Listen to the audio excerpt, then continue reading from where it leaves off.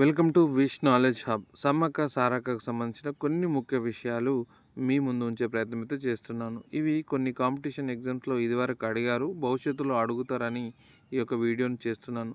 సమ్మక్క సారక్కలు తెలంగాణ ప్రాంతానికి చెందినటువంటి, ప్రత్యేకంగా కోయ జాతికి చెందినటువంటి ఆరాధ్య దేవతలు. కాబట్టి వారికి సంబంధించి వాళ్ళని అడవి తల్లులుగా, వీర మహిళలుగా భావిస్తారు. సమ్మక్క కుమార్తె సారక్క అవుతుంది. సమ్మక్క సారక్కలు అక్కా చెల్లెళ్ళు కాదు, సినిమా పాటలో ఉన్నది నిజం కాదు. అండ్ ఈ దేవతలను విగ్రహాలు సాధారణంగా ఉండవు. బంగారు చిహ్నాలు, చిలుకలు, బంగారు తాయెత్తులు, గద్దెల రూపంలో వీటిని కొలుస్తున్నారు. వాటినే పూజించడం జరుగుతుంది. ఇది గత ఎన్నో ఏళ్ళుగా నడుస్తున్నటువంటి వ్యవస్థ. సమ్మక్క సారక్క జాతర మేడారం జాతర అని కూడా అంటారు. ప్రతి 2 సంవత్సరాలకు ఒకసారి తెలంగాణలో మేడారం అనే గ్రామంలో ములుగు జిల్లాలలో నిర్వహించబడుతుంది. కాబట్టి అక్కడ ఎంతోమంది ప్రజలు వస్తూ ఉంటారు.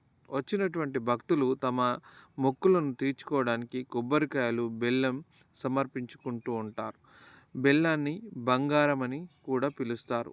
వారి నమ్మకాల ఆధారంగా చేసుకొని ఈ విధంగా బెల్లాన్ని సమర్పించుకుంటారు. అదేవిధంగా సమ్మక్క మేడారానికి చెందినటువంటి పగిడిద్ద రాజును వివాహం చేసుకున్నారు.